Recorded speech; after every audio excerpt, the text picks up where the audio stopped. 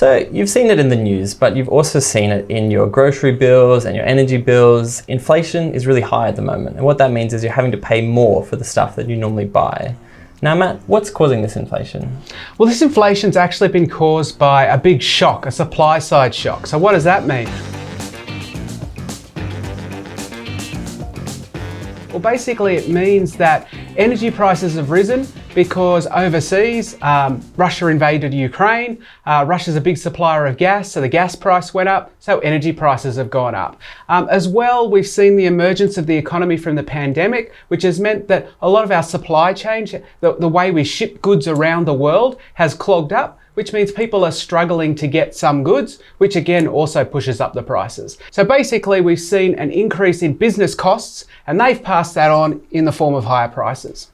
Okay, Matt, and I suppose, if they're just passing on their costs, businesses aren't necessarily going to be making extra profits, right? They're just going to be, just trying to get by like the rest of us?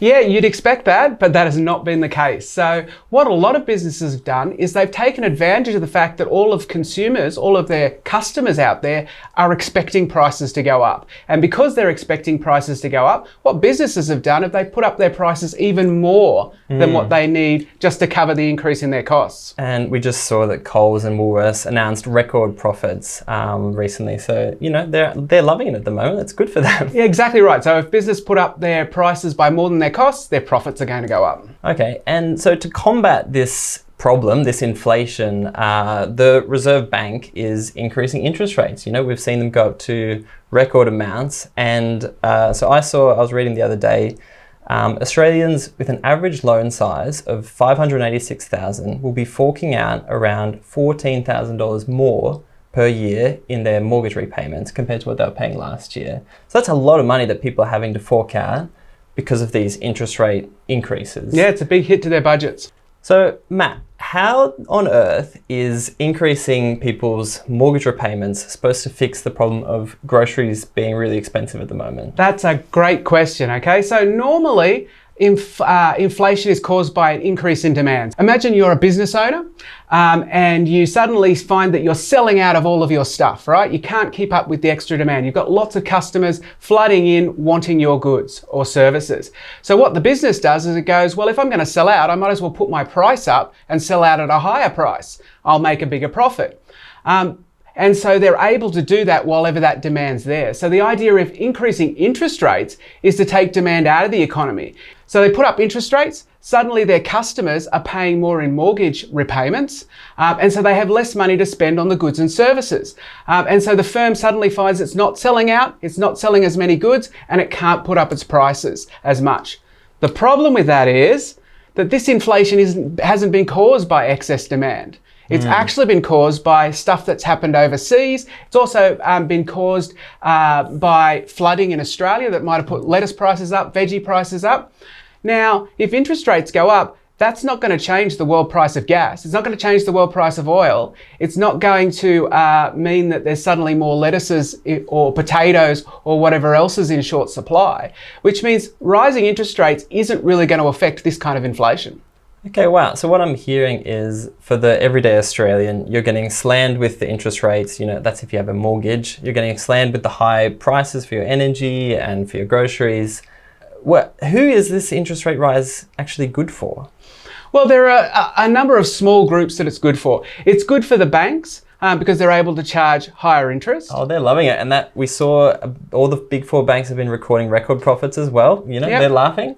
And there is also, if you have a lot of money in the bank, and assuming the bank puts the interest up on deposits, which they're not as quick as doing, which is why they're making bigger profits, but they have put those deposit interest rates up. So if you have a lot of money in the bank, you're getting a better return because you're earning more interest on your savings. Okay, so this is bad for everyday Australians, great for big banks, and great for wealthy people. Yeah, if you've got a lot of wealth, you'll probably be doing well out of this. So Matt, you're an economist. Do you have any ideas for us in how, perhaps the government or the Reserve Bank could correct this inflation in a way that's more equitable and actually helps address the underlying issues? Yeah, so there's a couple of points. The first is The Reserve Bank can only hit people with mortgages, and particularly people with big mortgages. And that's only a small section of the population. So a lot of people rent, though they're actually getting hurt at the moment with rental prices going up. Yeah, my rent just went up the other day. Great, love that. And it's also, there are people who own their home outright who don't have a mortgage, and they're not being affected by interest rates at all. There's also a heap of people who got their mortgage 10, 15, 20 years ago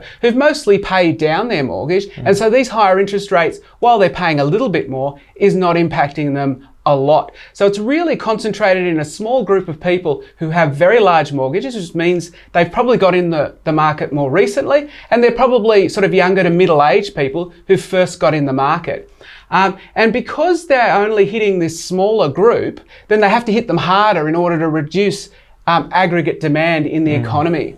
So what the government could do is they could basically try and reduce the demand of a larger proportion of people. So imagine, for example, we had a levy on income tax, like the Medicare levy, but it was one that we could move up and down depending on whether we wanted to expand or contract the economy. So right now, they could be increasing income tax on everybody who pays income tax, which is a lot bigger group than just mortgage holders, by a little, and they would only have to increase it by a little bit because they don't need to, they're hurting more people, or they're reducing the demand of more people rather than a smaller group.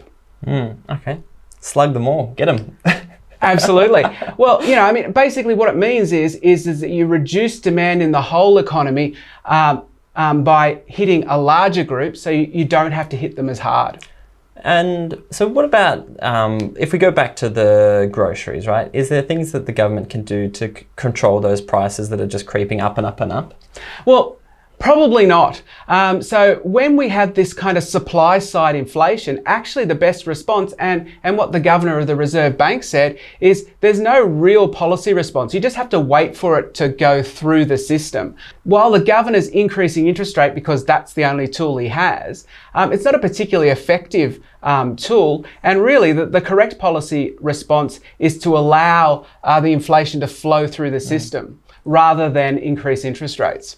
Okay, so Matt, when you talk about inflation rolling through the economy, what does that actually mean? Like, are we going to see a return to normal, or what's the situation moving forwards? Yeah, so when we have a supply shock, usually the prices of things go up, okay, and then they level back out because there's some kind of shock, like the increase in the gas price because there's not as much gas coming out of Russia, or we can't get goods and services from overseas because supply lines are kind of clogged up, but then they open back up, and so we then get those goods. And that's why we say we should just let the inflation wash through the economy. Okay, so does that mean that prices are going to come back down to the point where they used to be? No, not necessarily. For prices to come back down, we'd actually have to see deflation. That is, inflation go negative, and we almost never see that, and we're not likely to see that. But what we should see is prices will stabilize at the higher level. And of course, inflation is when prices continuously go up. So if prices stabilize,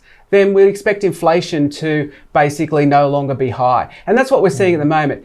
Inflation peaked at the end of last year at about 7.8%, and now it's coming back down. What we'd probably expect is it to come all the way back down to 2 or 3%, which is what it normally runs at, and that supply shock will have basically completely washed through the system.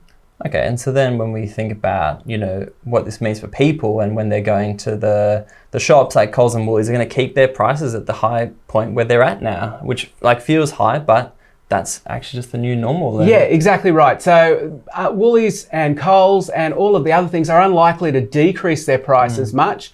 And that, as I said, that would be negative inflation, deflation. So these new higher prices are going to become the normal, but they're not likely to continue increasing into the future. And I suppose then what we need is for people's wages to actually catch up to those prices, which we're not seeing at the moment. No, at the moment, the price of stuff people buy is going up faster than their wages. But as inflation comes back down, hopefully wages will then be rising faster than prices. And so people's real wages will recover. Do you think we will see real wages catch up a bit?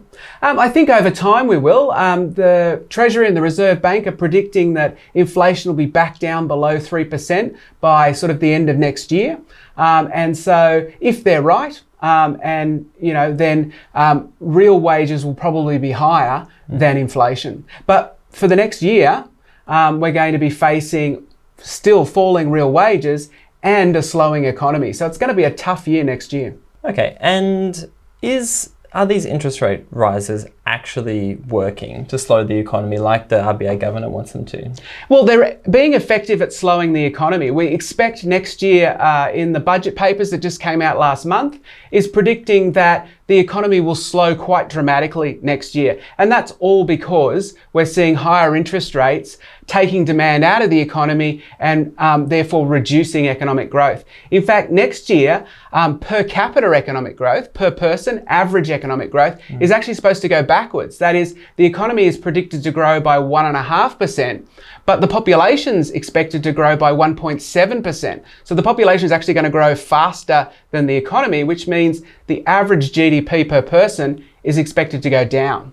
So, I mean, that sounds like a bad thing, but like talking about the economy in these sort of big, vague terms, like what does that mean for actual people? Like, is that going to, are people going to be struggling more? Yeah, absolutely. It means that people's incomes are going to start going backwards. It means at the moment, in real terms, their incomes are falling because prices are rising faster than wages. But it also means that their total income per person is actually going to shrink. So people are going to struggle. They're really going to struggle next year as the economy slows down. Okay, so what can the government do? Is there anything that we can do to actually help people as they're struggling through this cost of living crisis? Yeah, there's a number of things the government can do. They can target their assistance to those most in need. So they shouldn't splash cash across the whole economy because all that will do is add to inflation. Oh, you mean like the stage 3 tax cuts? Yep, so the stage 3 tax cuts that are due to come in next year or in about a year's time. They are going to splash a huge amount of cash across the economy, and that will be inflationary. But if they target their assistance to those most in need, and they also target it to things that they can control the price of. So if they reduce people's electricity bills, then that reduces electricity prices, which also reduces inflation. If they reduce the cost of medicine, then that medicines go down in price, which also reduces inflation. If they reduce the price of childcare, that's a part of inflation. Reduced childcare prices reduces inflation. Government also controls the price of university fees too. They can have an effect on that. Yep, so they could reduce the price that students have to pay for university fees. That again reduces inflation. So if they're clever about it, they can actually help people in need and at the same time reduce inflation.